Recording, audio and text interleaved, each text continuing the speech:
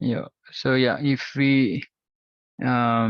our consciousness is like that of a cat or a dog, which means just eating, sleeping, mating, defending, then we want to get that kind of a body in the next life, right? So our current karma, current actions will determine our future body.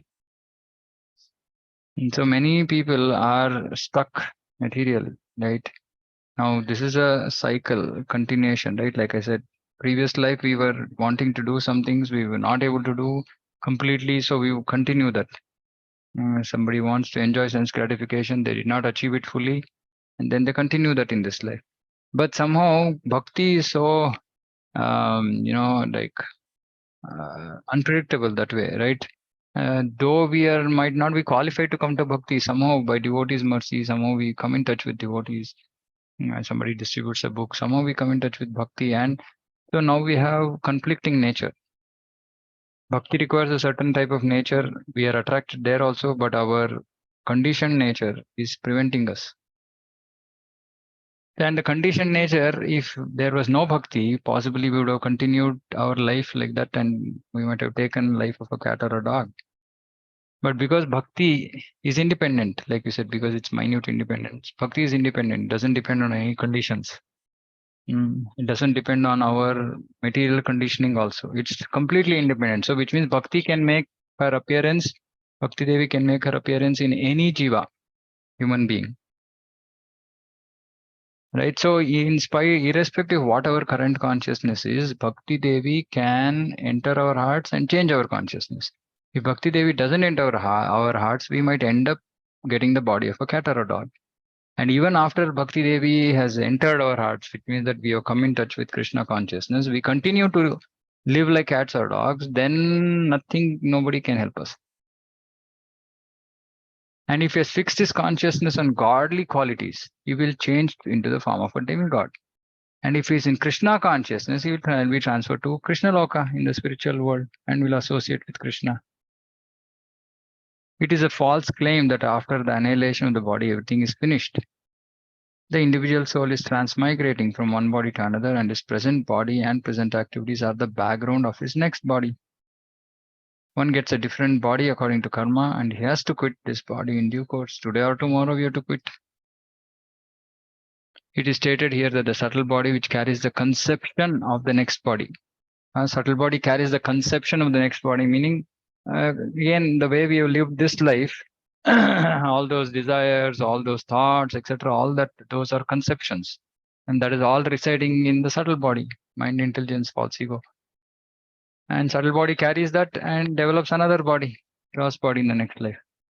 This process of transmigrating from one body to another and struggling while in the body is called karshati.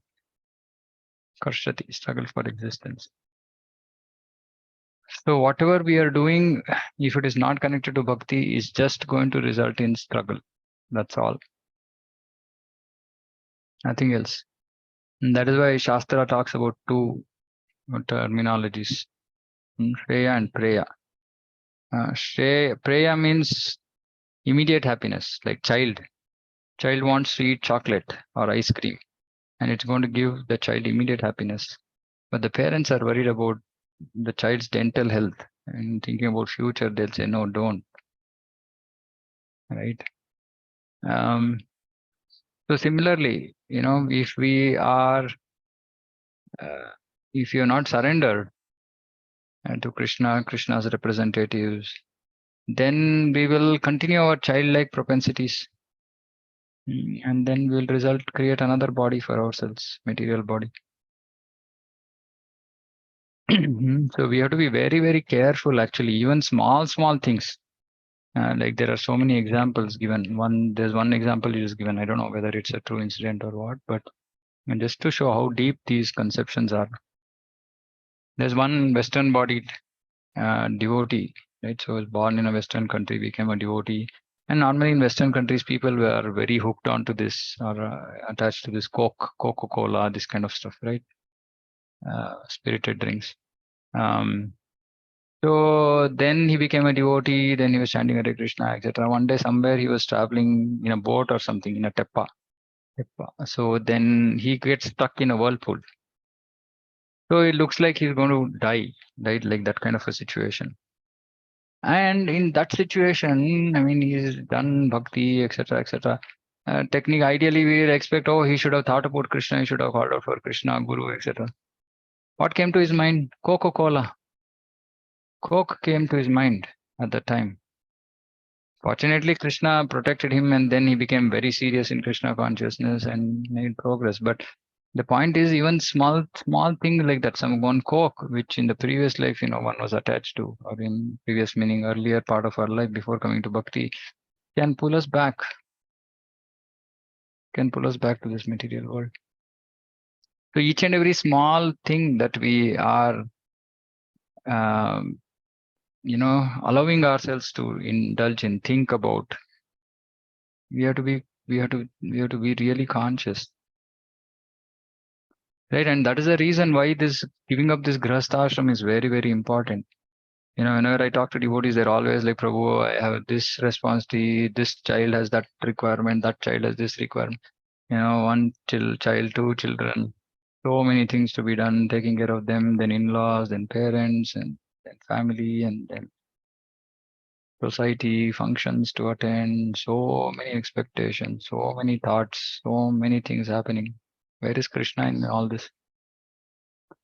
The more we are stuck in all these kind of things, I mean, even if we are not stuck, I see it's so difficult to just simply remember Krishna and never forget Krishna. It's so difficult. And then when we are so deeply stuck in all these kind of material things, it really becomes a challenge. So, which is why Grihastha Ashrama, unfortunately, is not the most ideal situation for practicing bhakti. But somehow we have to just go on, continue. But make sure that we give up Grihastha Ashrama at the right time. Right? Get our children married, and that's it. End of it. Shut shop. Close Grihastha life. And then go into Vanaprastha, which means only bhakti. So this Grihastha life is a real struggle. We have to struggle. And then we have to very quickly, as early as possible. There's nothing like we have to wait for 50 years. If you are able to get over our responsibilities before, very happy, do it and then get out. Right? Otherwise, how will we change our consciousness? Otherwise, our consciousness will only be in material things, material.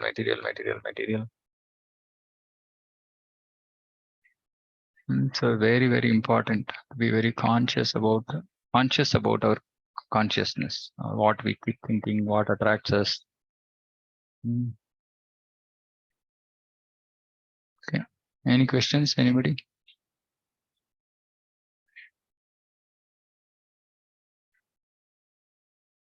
Okay.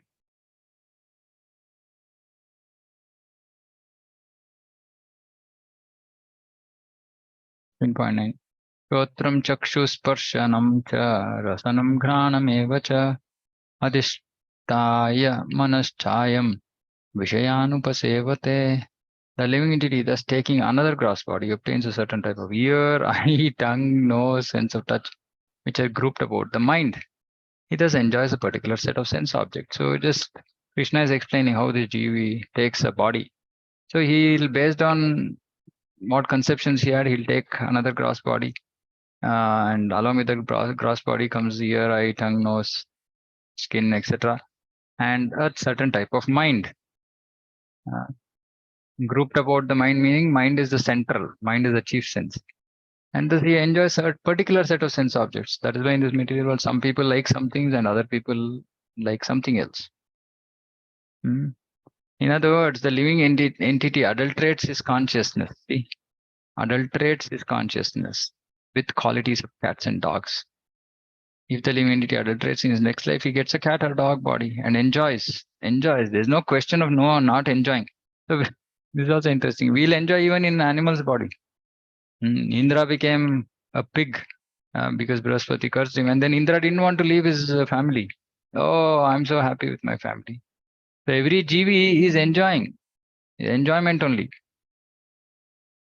So animalistic propensities, if we are enjoying eating, sleeping, mating, defending, then we will get that next life, no problem, without any hindrance, without any rules, regulations, without anybody asking, without any Krishna consciousness. We can purely try to enjoy on the bodily platform. Consciousness is originally pure like water. But if you mix water with a certain color, it changes. Similarly, consciousness is pure for the spirit, soul is pure. But consciousness is changed according to association of material qualities. So that is why it is called contaminated consciousness. And so when the jiva, when the soul comes in touch with this material world, his consciousness is contaminated by the material qualities. Real consciousness is Krishna conscious. Real consciousness is Krishna consciousness. When therefore one is situated in Krishna consciousness, he is in his pure life. This is real consciousness. But if his consciousness is adulterated by some type of material mentality, in the next life he gets a corresponding body. He does not necessarily get a human body again. He can get the body of a cat, dog, hog, demigod, or any of many other forms. There are 84 lakh species. So many different types of bodies are there. Species means one type of body.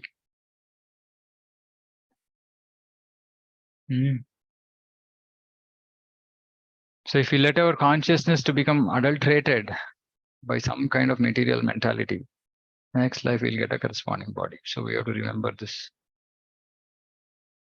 Many people are under the assumption saying that once you get a human body, you keep getting human body, or you'll go to Vaikunta. And when somebody leaves their body, we normally do this 12th day, 13th day, whatever it is, and they say Vaikunta Samaradne, which means that we are celebrating that this person is going to Vaikunta.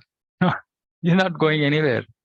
You might have got a body of a dog or a cat in the next life, right? So yeah, we have to be very, very careful.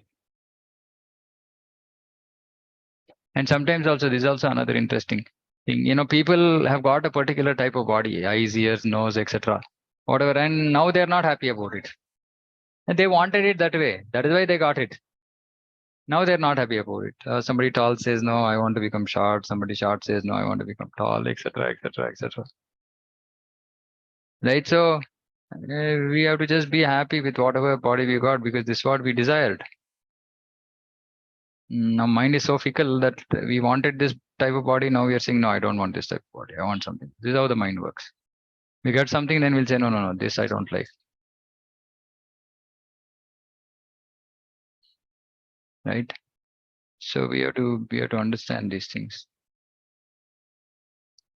Utkramantam sthitam vapi bunjanam va gunanvitam vimudhananupashyanti pashyanti gnana chakshushaha. The foolish cannot understand how a living entity can quit his body, nor can they understand what sort of body he enjoys under the spells of modes of nature. But one whose eyes are trained in knowledge can see all this. Foolish cannot understand, because this requires gnana chakshusha. He cannot understand how a living entity can quit his body, what sort of body he enjoys under the spell of material nature. He can't understand any of this. But whose eyes are trained in knowledge, gnana chakshusha, can see all this. So as we get trained in spiritual life, slowly, steadily, we should start seeing this. We should stop seeing on the material eyes. We should start seeing with Shastra Chakshu, Jnana Chakshu. You should see with spiritual vision, everything. The word Gnana Chakshusha is very important. Without knowledge, one cannot understand how a living entity leaves his present body, nor what form of body he is going to take in the next life, nor even why he is living in a particular type of body. This requires a great amount of knowledge understood from Bhagavad Gita and similar literatures, heard from a bona fide spiritual master. One who is trained to perceive all these things is fortunate. See, we have to get trained. Every living entity is quitting his body under certain circumstances. He is living under certain circumstances, and is enjoying under certain circumstances under the spell of material nature. As a result, he is suffering different kinds of happiness and distress under the illusion of sense enjoyment. And it's just suffering. Everything is suffering. Happiness is also suffering. Why? Because it's going to bind us to this material world. And then we'll do some nonsense, and we'll also have to experience distress. Persons who are everlastingly fooled by lust and desire material lust, material desire, lose all power to understand that change of body and they stay in a particular body. So people who are foolishly attached to lust and desire, they can't understand all this. They just get stuck. They cannot comprehend it. Those who develop spiritual knowledge, however, can see that the spirit is different from the body and is changing its body and enjoying in different ways. A person in such knowledge can understand how the conditioned living entity is suffering in this material existence. So we have to see the suffering in every person, every jiva, we have to see suffering. Because they're conditioned, right? But a person in knowledge only can see this. Therefore, those who are highly developed in Krishna consciousness try their best to give this knowledge to the people in general. Are we trying our best? We should try our best to give this knowledge to people in general. For their conditioned life is very much troublesome. See, conditional life is very much troublesome. They should come out of it. Look at this. They should come out. We should come out of this conditional life. Meaning we should just be engaged in Krishna consciousness. We should come out of it and be Krishna conscious and liberate themselves to transfer to the spiritual world. So if we are not highly developed in Krishna consciousness, okay, then we might not try to do this for people in general. First, we should do it for ourselves. Prabhupada said, first you become fit, then you help others. But we should try both parallelly. As we are trying to help others, we'll also become fit. But we should not be in a very weak state and try to preach to others, then we'll get influenced by them. We should be at least have strong faith. Okay, I know this is all required. I am not able to do. Oh, but then we'll think, oh, I have to tell this person. Oh, you have to tell that person, then I have to practice myself. Then we'll practice.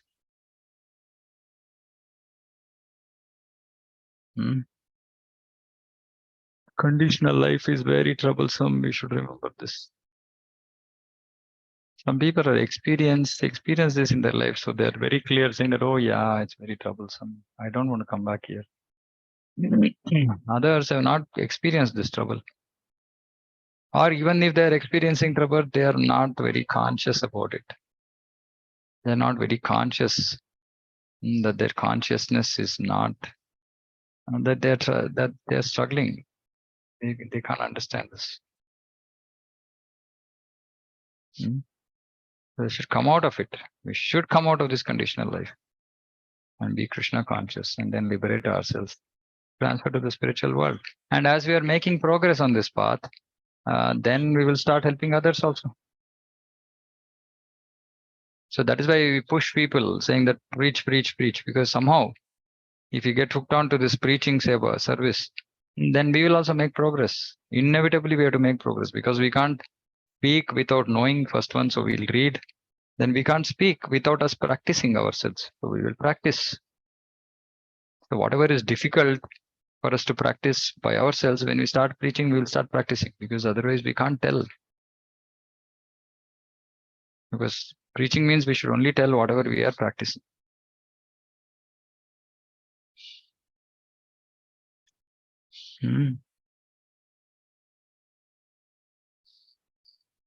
Yatanto yoginaschainam pashyantatmani avasthitam yatanto yapyak akritatmano nainam pashyanta chetasaha. The endeavoring transcendentalists who are situated in self-realization can see all this clearly. Who are situated in self-realization, they are on the path. They can see all this clearly. But those whose minds are not developed and who are not situated in self-realization cannot see what is taking place, though they may try. There are many transcendentalists on the path of spiritual realization, but one who is not situated in self-realization cannot see how things are changing in the body of the living entity. The word yoginaha is significant in this connection. In the present day, there are so many so-called yogis and there are many so-called associations of yogis, but they're actually blind in the matter of self-realization. They're simply addicted to some sort of gymnastic exercise and are satisfied if the body is well built and healthy. Whatever so-called yoga classes, they have no other information. They're called yatantosyapi akritatmanaha. even though they're endeavoring in a so-called yoga system, they're not self-realized. Such people cannot understand the process of the transmigration of the soul. Only those who are actually in the yoga system and have realized the self, the world, and the Supreme Lord, in other words, Bhakti yogis, those engaged in pure devotional service in Krishna consciousness, can understand how things are taking place. See, Prabhupada here translates Bhakti yogis as those engaged in pure devotional service. He didn't say those engaged in devotional service. So generally we should understand Bhakti means pure devotion. And devotee means pure devotee. Only they can understand how things are taking place. Yadadityagatam tejo jagadbhasayate kilam yat chandramasi yat chagno tat tejo vidhina mamakam.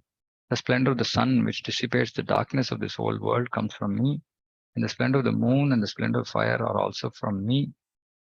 Now Krishna is explaining his various some few verses about his vibhutis, about his Aishwarya.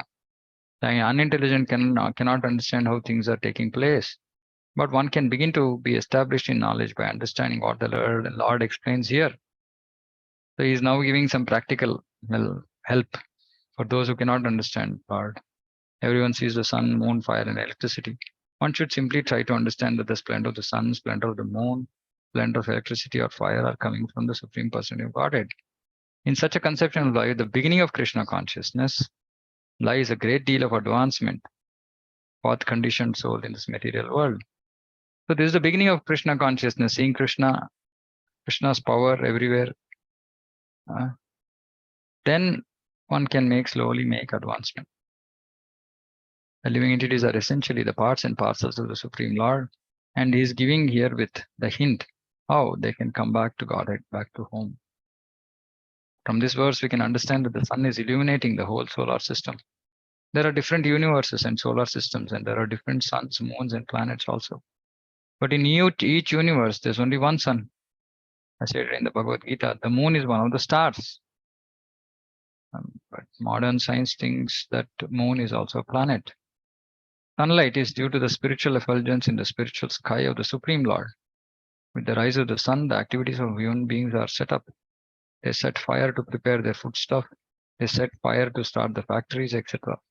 So many things are done with the help of fire. Therefore, sunrise, fire, and moonlight are so pleasing to the living entities. Without their help, no living entity can live. So if one can understand that the light and splendor of the sun, moon, and fire are emanating from the Supreme Personality of Godhead Krishna, then one's Krishna consciousness will begin. By the moonshine, all vegetables are nourished. The moonshine is so pleasing that people can easily understand that they're living by the mercy of the Supreme Personality of Godhead Krishna. Without his mercy, there cannot be sun. Without his mercy, there cannot be moon. And without his mercy, there cannot be fire. And without help of sun, moon, fire, no one can live. These are some thoughts to provoke Krishna consciousness in the conditioned soul. You can say sun, moon, fire, air that we breathe, all this we can use to help people understand where is all this coming from. It has to have a source, origin. That is the Supreme Lord. And without all this, we cannot even live. So we should at least think about these things and in relationship with the Supreme Lord, saying that he is the one who is giving us all this. So we can use this to provoke Krishna consciousness in the condition. So,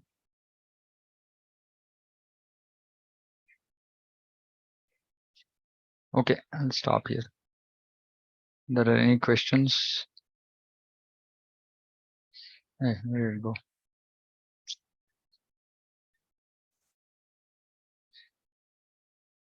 Yeah. Any questions from anybody?